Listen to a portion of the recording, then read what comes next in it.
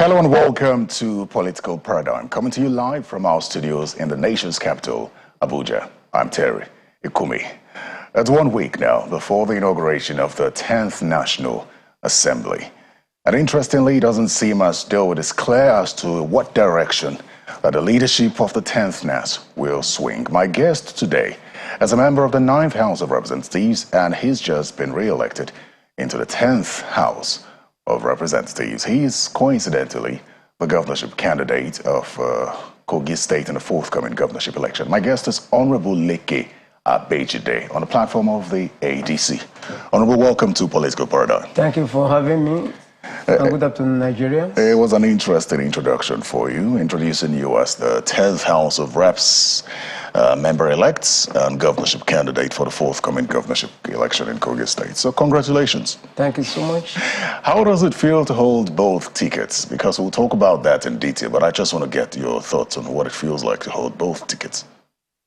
Well, I'm having only one ticket. The other one I have won. I'm only waiting for the swearing, which is next week, Tuesday, which, by God grace, we pray all of us will be alive to witness. And the other one, just a ticket to Lugard House. And God willing, on the 11th of November, 2023, this year that we are, I'll be the next governor. All right, we'll talk about your governorship ambition in detail, but let's begin with the House of Representatives now. There will be 2 ADC lawmakers in the House of Representatives from next week. Yes. And it's interesting because you've sat there as the only ADC lawmaker for quite a while. How does it feel? Well, it shows how popular I am on ground. It's very rare to see a lawmaker coming on a minority party, unknown party, relatively unknown party, and still remain and recontest and even win with a landslide victory, with a wider margin. Not only that, we equally feel that the candidates next to my constituency, and the constituency has been taken by the same ADC just because of the influence that I have in that constituency as well. Is that how you've continued to win in Kogi State? Because, I mean, ADC is not a popular party, so to speak, in Kogi State. It's popular in Kogi State. I mean, you've been the only lawmaker on the platform of the ADC in Kogi State in a while, and only recently you now won 2 extra seats in the State Assembly. So perhaps maybe gaining popularity. But my question is more about how you've been able to sustain the support of your people, so to speak, and continue to win elections in a state that is largely APC and PDP. No, it's not largely APC and PDP. It's largely APC and ADC, and I will tell you why. Well, let me first of all answer your question of how I have been able to sustain. Well, politics is about service to the people, and if you are really doing the service that people want, that's actually what you are elected to do. It's nothing more than that. That's what made me to be popular. I promised my people. Even what I didn't promise, I did them. For example, I didn't promise that I'm going to give traditional rulers any SUV. But when I came in and I saw the way they are suffering, some first class riding motorcycle, 53 of them, I gave them SUV Highlanders. I didn't promise that I'm going to 53 in your constituency alone? Yeah, in my constituency alone. I didn't promise that I'm going to build a CBT center for them. This is not in any budget. You can check. I built 350 capacity, well equipped, and was accredited last year, and the road jammed there now. So, and so many things. I didn't promise that I'm going to do many routes, but today now I've been able to connect my people across with the roads. So there are just few things that I promised in my campaign, but I did more than what I promised. So, and again, my social interventionist program, like payment of WAEC fees, going to 6 years now, and taking care of the widows. This has been my program even before I came into politics. So I expanded it, and this is what made people to love me more. And they know that once I talk, I follow the talk. I don't talk like a politician. I believe whatever you say, you should keep it, because God is also watching.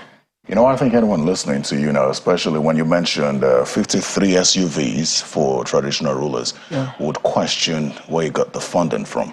And that would be because it would be understandable that your social intervention programs and perhaps your constituency projects, a foundation.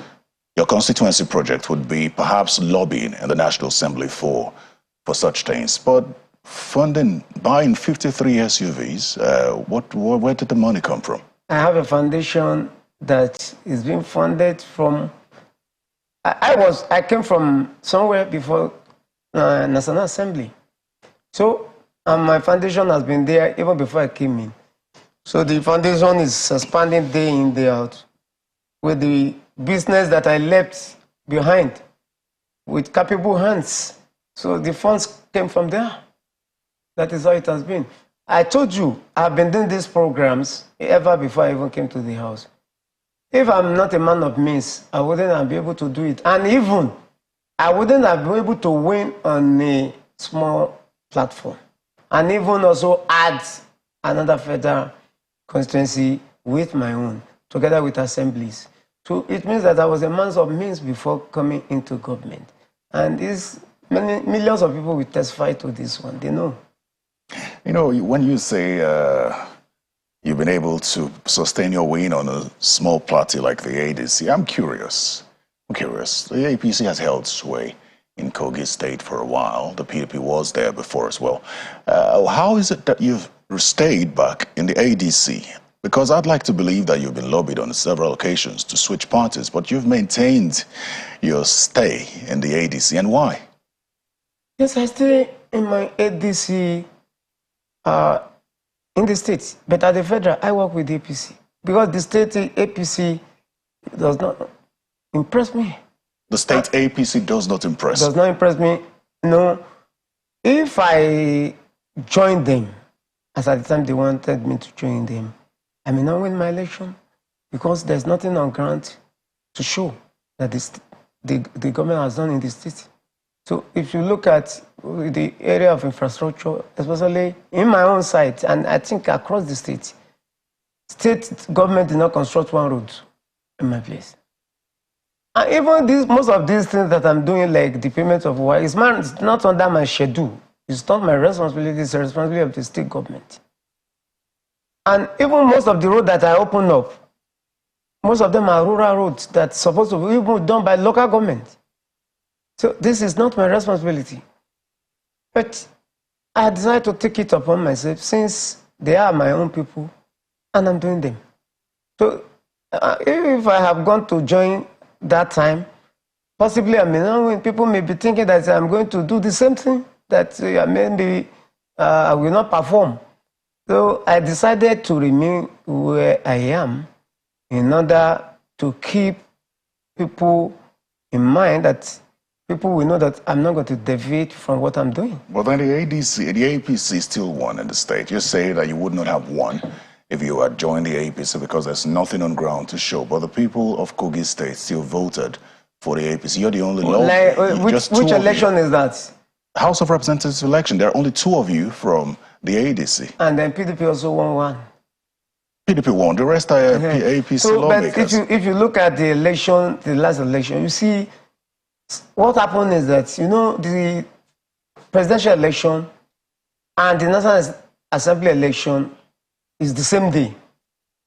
The influence of the president, the current president, also helped for APC to be able to win some of the National Assembly seats. If it had been different day, maybe presidential is a different day, National Assembly another day, the result would have been different.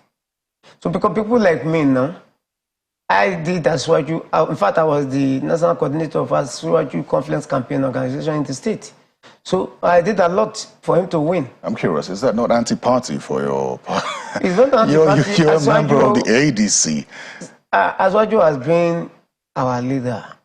If you know my relationship with Honorable James Afedon Faleke, you know Aswaju has been our leader. And my relationship with Right Honorable Femi Pajapiamila, you know that is our leader. So it is we that have been Aswaju right from time. Those now that they join us, as at February last year, it is only us that have the audacity to mention his name in the state. The people, the current government in the state, they didn't want anybody to mention his name because he was contesting for the ticket of the APC too. So it was us that took the campaign to the grassroots and said, this is the next president. We have been fought, but by God's grace, we stood our ground. And today is the president. You're saying that Governor Yahaya Bello had put a ban on any campaigns for Asiwaju at the time when he was also running. They didn't even want to hear his name. They didn't want to, even if you, in fact, the greatest offense you can commit is for you to say you are supporting Asiwaju for primary. And once you do that, then you are the enemy of the state. That was how it was then. So I can say this is why I'm not left television. I'm not. Millions of people can testify to it. You see, I play politics. Politics doesn't feed me. I play politics to help people. So wherever I am, I remain there. In 2015, we did this APC election. I was in APC in 2015. We worked together and Audu won. Unfortunately, we lost him. Prince Abakadu.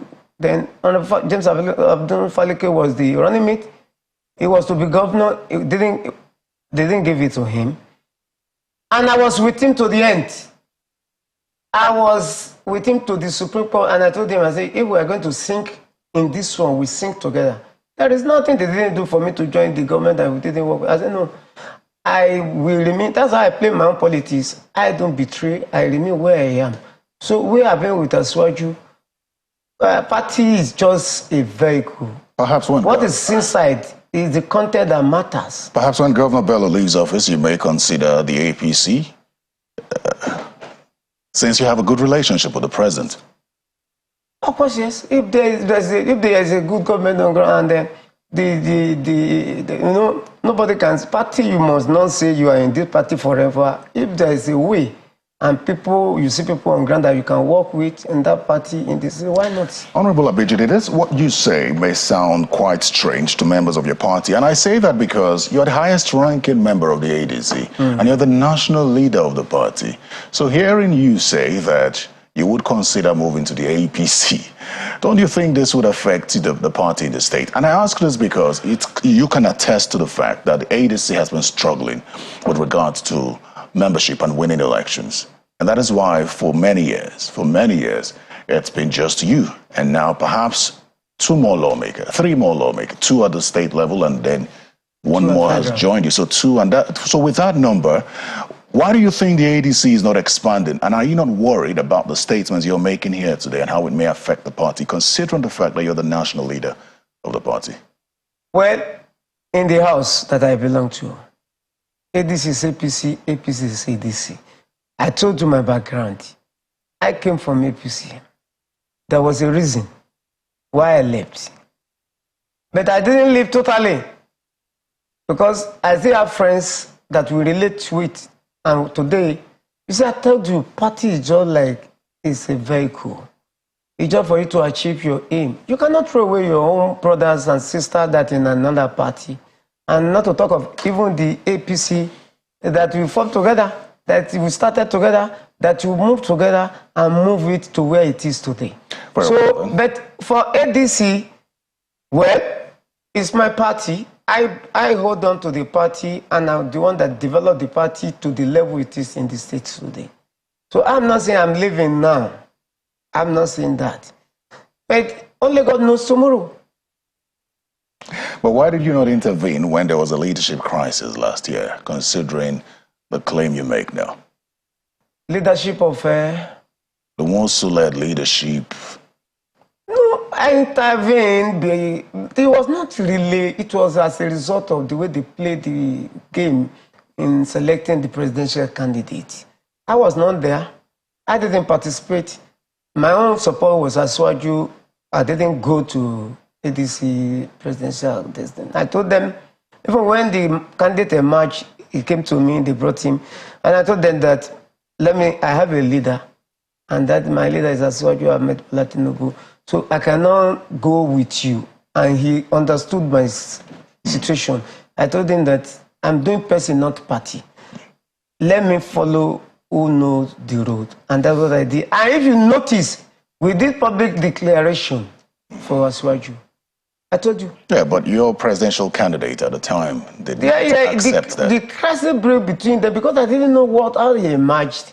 So it was as a result of how he emerged that they said he was suspended. I was not part of the crisis. You did not know how he emerged as presidential candidate? I was not in the primary. You were unaware or you chose not to attend? I chose not to attend. Very well then. Let's move to the 10th House leadership now. It's just a week from now. I'd like to know where you stand. Clearly, while you say you're with the APC at the federal level, there are factions with regard to the speakership position in the 10th House of Representatives. So where do you stand? Well, you know, my stand is whoever Aswaju wants is my candidate. Tajudeen Abbas. That is it. Because, you know, even from what I heard today, I learned that one of the strong contenders that may shake the table has now, you know, surrender his struggle to support Aswaju's candidate. So it may not be rancorous the way the people are thinking. I don't want to mention names, but from what I heard today from a reliable source, I think it's going to be very smooth that day. It's like now everybody has now come to a round table and then it's going to be a free day for everyone. The only thing I am not too happy about is I'm from North Central. The North Central is left to bar because the SGF is not part of presiding officer in the National Assembly or in this at the federal level. When you take the president, you take vice president, you take Senate president, you take deputy Senate president, you take speaker, you take deputy speaker. That is all. So these are the critical leaders. So you think that the appointment of Senator Akume as chief does not balance out anything, does not solve the agitations or address the agitations of lawmakers or perhaps Nigerians from the North Central region who want... Yeah, it solves to some extent, but not totally. I have already enumerated to you the presiding officers. He is the secretary to the federal government. I think his power is limited. So maybe within the House, when it comes to committee level, it can be balanced. Honorable Abejide, you agree with me that, like your colleagues would say, National Assembly politics is different from party politics. And it would be interesting to know that going into this election, the House of Representatives election, the APC does not really control majority. But so you're in the minority, even though you say that you support the APC. And if there is no stepping down, as you say, as it stands now, there are two strong factions of the House of Representatives, of the 10th House of Representatives. You have the greater majority, and then you have the joint task. It's interesting that you don't belong to the greater majority, which is where you ordinarily would fall in as a member of the ADC who is in the opposition. I have told you, ADC is APC, APC is ADC, as far as the National Assembly is concerned. So why the choice of this greater majority, or what do you call it, does not exist anywhere. They have been fragmented into pieces. Because they now discover that some people are scheming, many people are scheming for leadership, and they belong to different parties. So that's why you see now, they are not one anymore. There's no how one party can decide to take everything. When Labour is trying to take something, PDP is trying to take something, SDP is trying to take something in the same camp. So people who are scheming and then they go through the back, this one will do the other one. So that's why that never cannot work. Never cannot work. Yesterday, I think Osun Caucus backed about Tajudeen Abbas. And they are part of in fact, the leader of the so-called greater majority was there. Who's the leader? That is Honorable Wale Oke. Well, I've seen Honorable Fred Abejide there as well. Those paraded himself as all those ones there. I think Wale Oke camp is more solid. in terms of people who control people. Yeah. But for you, Honorable, is it all about politics? Is it politics? Or do you believe that Honorable Tajuddin Abbas has the quality to be speaker? Because in speaking in his favor, you've constantly talked about aligning with the party. So it seems like it's all politics for you and less about the quality of leadership of this man. Well, if you look at the people jostling for this position, all of them are qualified. They are qualified and they can hold the position. Tajuddin Abbas has the quality that I believe, because I believe in education. He has the quality education that can make him to drive the seat. For example, he has a doctorate degree, academic, and he was a lecturer before. And as from what I heard and have checked, he has sponsored the greater majority of the bills assented to by the president. So what do you do in the House mutually?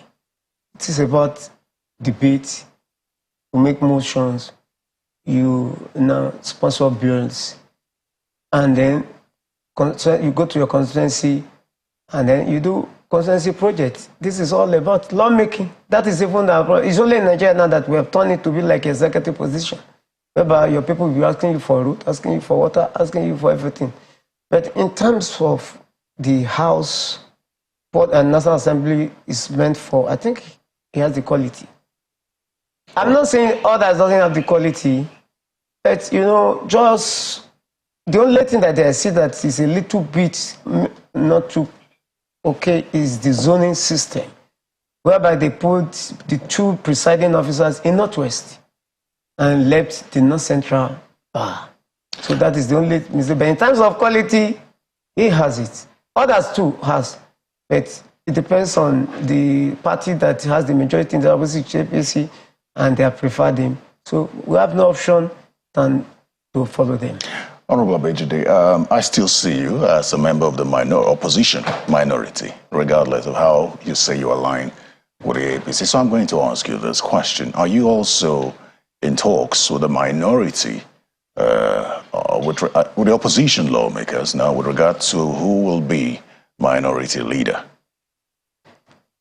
Well, that's, I'm not in talk with that, but we look at whoever comes up.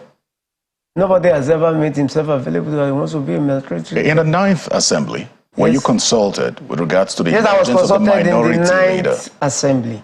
But as at today, I don't think that one, the Speaker will emerge first. No, that's not a problem. A Speaker will emerge, but we cannot ignore the minority leadership. If I'm to play that part, maybe as a minority, as you call it, which people always call me to be part of the majority. That's how they see me, because I attend every other meeting of APC, they will invite me. Right. Now, I see that the current minority leader is from South-South.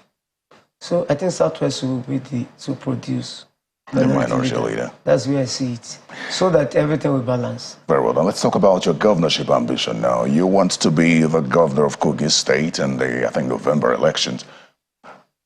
You hold the House of Reps ticket or certificate in one hand, and then you hold the governorship tickets in the other hand. You're the national leader of the ADC. You're the highest ranking member of the ADC, and many have seen this as monopoly, which perhaps may be the reason for the crisis in the ADC, considering the Daley Williams faction. There's no faction in Kogi State. Actually, at the beginning, when we wanted to do the primary, it was the handwork of some government appointees in the state. So they see me as a threat to them. And they wanted to try whether we can have a parallel primary, which didn't happen. Because, before you can do a primary, you must give INEC 21 days notice.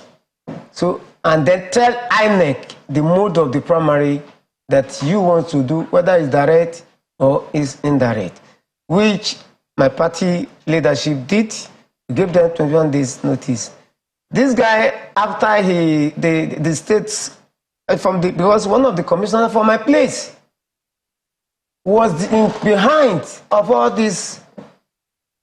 The commissioner for, I don't know his name. That you see, they were trying to make sure we don't have candidates.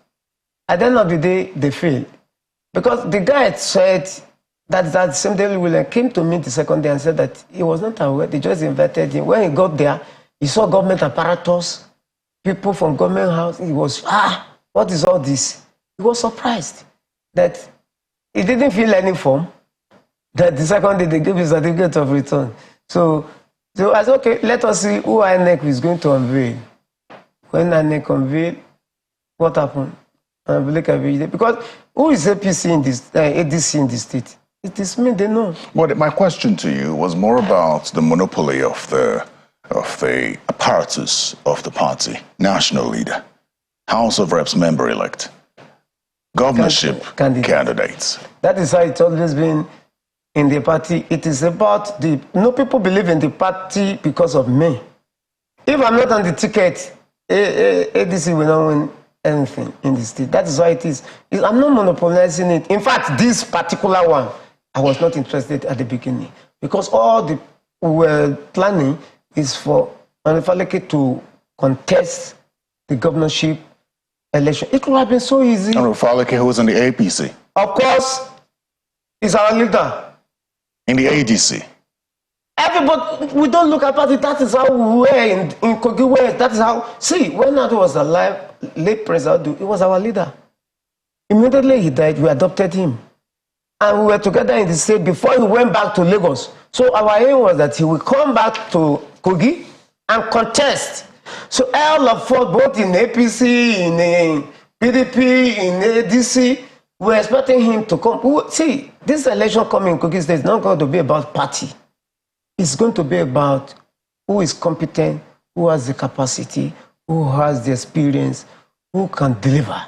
It's not about party. If it is about party, it will be difficult for us to even deliver as well as president because everybody was complaining about the party in the state. But because of his personality, we were able to sell him to the people and he won. So if it is party, he will have lost. I think it's interesting to hear you as a grassroots politician talk about how it is not a thing of party when you understand clearly that structure is something that helps political parties win elections. Well, let's not dwell on that. You seem too confident that you would win the election. And I want to know why, considering how lean the ADC is in Kogi State. How can you say this is lean when we, in a senatorial district that have 3 House of Reps, we are controlling 2 House of Reps? Yeah, it is. In a senatorial district in Kogi State, we have 3. That's just one senatorial district. So we have 1, 2 out of 3. And now, if you look at other parties, it's only APC that has more seats than us. PDP has only 1 in the state. So we are the 2nd largest party. So you cannot say, PDP is third in the state in line of hierarchy. Now, if you look at it, go and check very well. And I have told you, it's not about party, it is about who can deliver. You see, I have promised my people. This is my social intervention program that endear me to the people, make them to love me. I'm going to do it across the state. And this may be done probably before election time. So this is what I know, and that's what I will do continuously when I become governor. Just as we wrap up now, since you're talking about what you intend to do under you as governor, what would you change considering what the APC has left or has on ground since the past 8 years? What I will change is, first, I will allow local government to function fully. They will have their autonomy fully. Whatever comes from the federal election, they will use it for the people. Then the salaries of the local government workers will be paid fully, not in percentage. Then the pensioners will be paid as at when due. If you come to my place now, you see the way I link them with roads. Infrastructure is going to also be my priority. As I do physical infrastructure, I will do stomach infrastructure because people need to eat. People need to feed themselves. And as I said, I will make sure this issue of WAEC and NECO is free across the state for the number of years I will be there. So I will make life easy, take away the burden of the parents so that it will be lighter for them. Health-wise, yes, if you come to state now, there are some hospitals that the state government is currently building. I'll make sure they're well equipped and people will have less problem in terms of health challenges. You have a lot you want to do for the people. Quickly, how do you intend to get the funding for that? Revenue generation. You see, Kogi State has, I think, one of the highest mineral resources in this state. It's just because if you are not prepared for governance, you will not see them. The biggest cement factory, now we have three in Kogi State now. Apart from that, we have gold. In my place where I come from, my local government, the finest gold is there. There's a place called Lodogbe in Isolo. The finest gold is there. We have a lot of minerals that you can tap. Who's mining the gold now? It is untapped. I think people are doing it illegally, which is maybe the state government is not even aware. Then, Kogi State is supposed to be a tourist center, a tourist state, because that's the state where the two major rivers converge. You can develop it and make it. See, I'm from maritime sector. Kogi State is supposed to have what we call inland containers depot. And you can even have port by dredging that river, whereby ship can come in.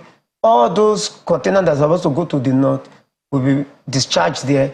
Instead of going to Lagos, then you take your cargo, going to other area on Onisha, any close by state, and it will be easier for people and a lot of revenues. Right. There is no truck that carry container that will not pay at least maybe 5,000, 10,000. That's what Kano State does.